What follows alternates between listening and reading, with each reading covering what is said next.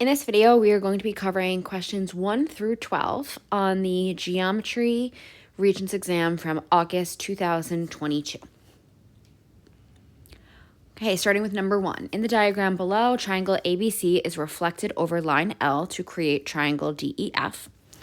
It gives us some measurements here. It tells us that A is 40, so I'm going to take these measurements and put them in the diagram. B is 95. And we're looking for the measure of angle F. Well, let's start with triangle ABC first. We know that every triangle has a sum of 180 degrees. So if I subtract, I'm using my calculator over on the right here, the angle measurements that I already know, I can see that angle C is 45 degrees. When you have a reflection, angle measure and distance are both preserved. So I know that all of the corresponding angles are going to be congruent. So the ones that would match up, if you look, A is listed first, D is listed first. So those angles are going to be congruent. So those are both 40. Then B, if I go in with a different color here, B and E are listed second. So those are both 95. And last, C and F are both listed third, so those are going to be congruent at 45 degrees. So we're asked for the measure of angle F, and we just found it, 45 degrees. Choice 2. Number 2, the diagram below shows triangle ABC with point X on side AB and point Y on side CB. And we're looking for which information is sufficient to prove that the two triangles are similar to one another. So let's take a look at the two triangles that we have so far. So I'm going to go in with my highlighter here, and I'm looking at the first triangle they give us is BXY. And the second triangle they give us is BAC. So notice that the triangles are overlapping a bit. And the reason that's important is they both share angle B. So angle B is congruent to itself. That's by the reflexive property, but we know that they both share angle B there. The most common way to prove triangles are similar is by angle-angle. So it'd be great if we could figure out another angle that's congruent from one triangle to the next. And if I look at my answer choices here, choice 2 is going to be the one that helps us do that.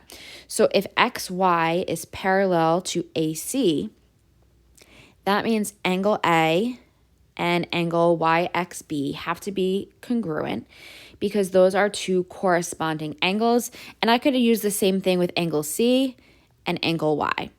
So given that we know we have those two lines being parallel, that gives us congruent corresponding angles. The way you probably first learned about that was two parallel lines cut by a transversal, and the corresponding angles are the ones that are in the same location. All right, number 3, quadrilateral MATH is congruent to quadrilateral WXYZ. Which statement is always true? So if there's not a diagram, I always recommend drawing one. Don't worry about it being drawn to scale, just match the requirements. So since it says quadrilateral, just make sure you have a 4-sided shape, basically. Okay, so draw any 4-sided shape. And when you label it, go around in a circle. So M and A should be next to each other, A and T should be next to each other, and so on.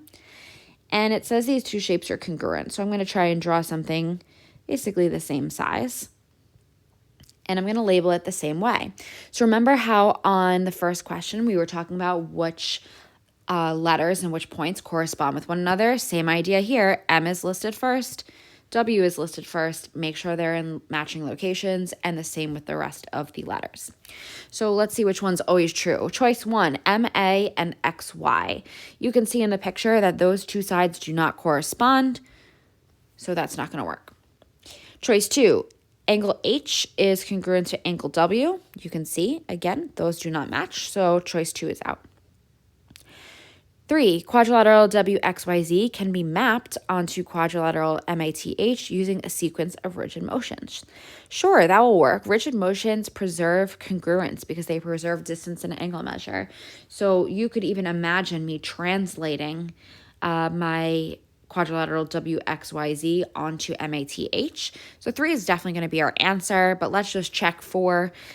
4 says that they are the same shape, but not necessarily the same size. That's not possible if they are congruent, and we already know they are in fact congruent. All right, number 4, a quadrilateral has diagonals that are perpendicular but not congruent, and we have to figure out what this quadrilateral could be. This is one where you might just want to try and draw the different shapes that you have here. So like for choice 1, if I were to draw a square to the best of my ability, the diagonals do in fact look congruent to one another. But if I draw a rhombus to the best of my ability, one diagonal is always going to look longer than the other, and therefore they are not congruent. They are, though, perpendicular in a rhombus. That's always a good fact to know about a rhombus, is that the diagonals are perpendicular. Number 5, which regular polygon has a minimum rotation of 36 degrees about its center that carries the polygon onto itself? So the formula you're going to use for minimum rotation is 360 divided by the number of sides. And that's assuming that you have a regular polygon, which this problem does specify, so we can use the formula. So if I try that with my answer choices, a pentagon has 5 sides, and that would give me 72 degrees. So that's not right. An octagon has 8 sides. That would give me 45 degrees. That one doesn't work. A nonagon has 9 sides, and that gives us 40 degrees. And a decagon has 10 sides. That is going to give us our 36 degrees that we're looking for, and we get choice 4. If you wanted, you could have also just done 360 divided by 36, gotten 10, and then picked the answer choice that was the 10-sided polygon. All right, number 6, on the set of axes below, triangle RST is the image of ABC after a dilation centered at P, and we're looking for the scale factor. So it's important to know which one's the pre-image and which one's the image. So it says RST is the image. That means that's the after. And therefore, triangle ABC is the pre-image or before. So knowing that, you can tell the triangle got smaller. So the scale factor has to be something less than 1. So I know looking at these answer choices that 2 and 3 are not right. Remember, even if you're unsure how to do a problem completely, if you could do process of elimination, that is a fantastic strategy to help you try and earn more points, okay, and increase your odds of getting each problem correct. So a little formula that I use to find the scale factor, K is usually the letter used for scale factor, by the way, is you take the length of a side from the image, and you take the length of the corresponding side from the pre-image, and that'll give you your answer. So if I look at, let's say, RS and AB, those are corresponding sides. RS, the image, is 1 unit. AB is 3. And there's my scale factor of 1/3. Number 7, in the diagram below, angle C is 90, CB is 13, AB is 16. What is the measure of angle A? So we are looking for, we're basically going to try and use SOHCAHTOA here. So A is the angle at the top here. That makes the 13 the opposite side. The adjacent side, that means next to, is blank. And we do know the length of the hypotenuse, so 16. So since I know the opposite side and the hypotenuse, O and H, that's using sine, okay? Because we know the opposite, we know the hypotenuse. So the sine of A is equal to the opposite over the hypotenuse. So once you have it set up like this, we're going to use our calculator to solve. Since we're finding an angle, we have to do inverse operations. And before I type this into my calculator and before you type it in yours, just check your mode in the calculator. There's different ways to measure angles. There's degrees and radians. If you hit the mode button, just make sure the word degree is highlighted like it is here on mine.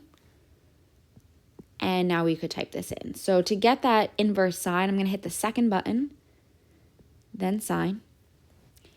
I'm going to type in that fraction. I like to stack my fractions by using alpha y equals.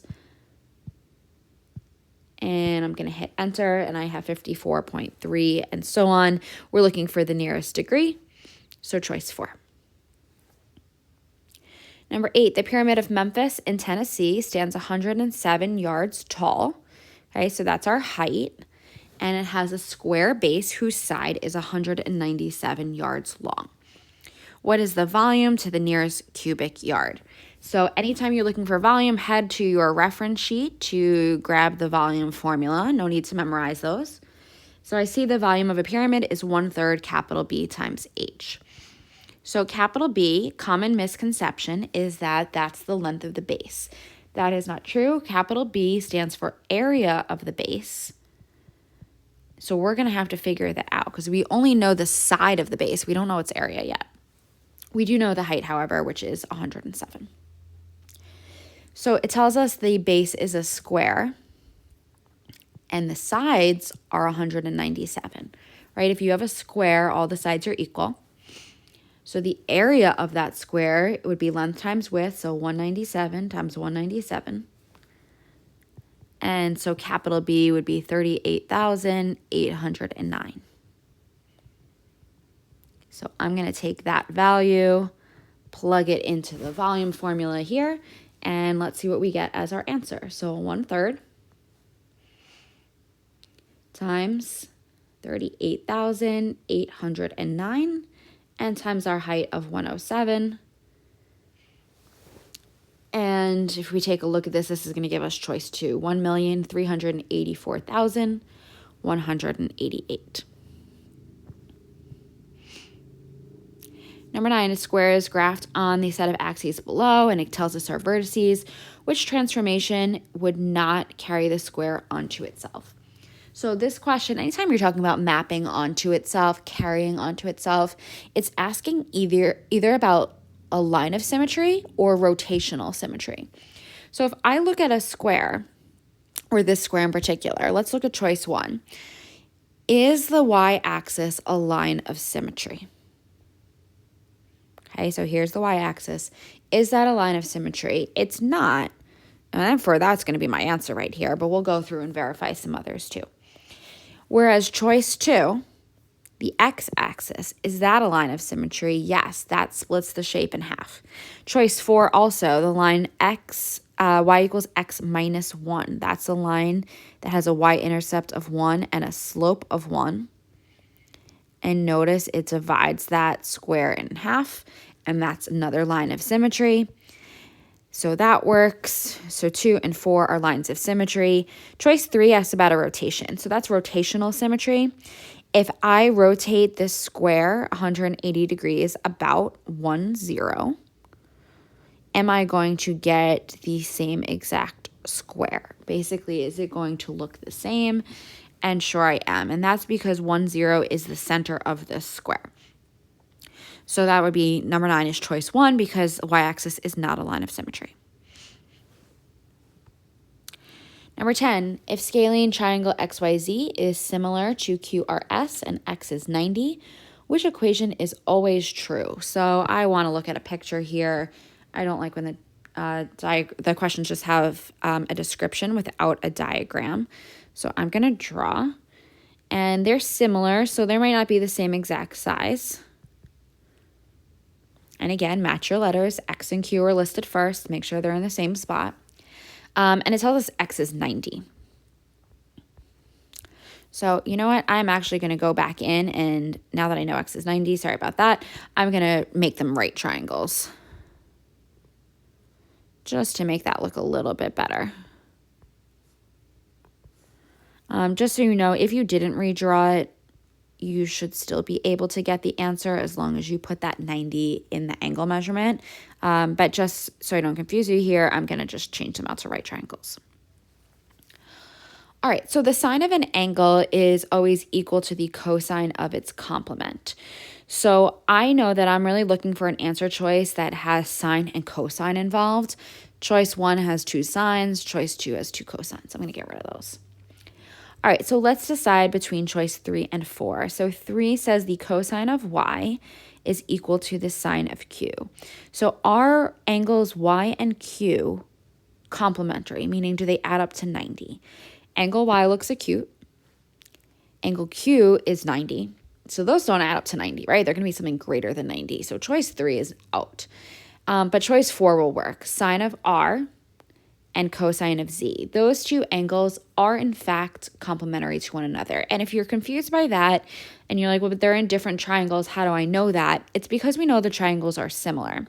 So let's say I made up some numbers here and I said this was 30 and this was 60. If these triangles were similar, the corresponding angles would have to be congruent. And therefore, choice 4. All right, number 11, a plane intersects a cylinder perpendicular to its bases. This cross-section can be described as a. So we're doing a cross-section basically this way. And anytime it's perpendicular to the base, you want to kind of think about what shape the sides are. And in this case, imagine like taking a can of soup, a cylinder, and like slicing it down the middle. This inside would look like a rectangle. All right, the last question for this video, number 12, an equation of line P is y equals 1/3 x plus 4. Q is 2/3 x plus 8. Which statement about the lines is true? So I notice that they do not have the same slope. Okay, one has a slope of 1/3, one has a slope of 2/3, and that's going to be important here. Choice 1, a dilation of a half centered at the origin will map Q onto P. That's not true because dilations preserve slope, and we can see the slope's not preserved. A dilation of 2, well, that's the same idea. That also doesn't work because slope should be preserved. 3, line Q is not the image of line P after a dilation because the lines are not parallel. Yep, because if they were parallel, the slope would be the same. And line 4 is talking about the origin. So it's definitely because we see that the slopes are unequal that makes them not parallel. Okay, head to the next video in this playlist to check out the solutions to 13 through 24.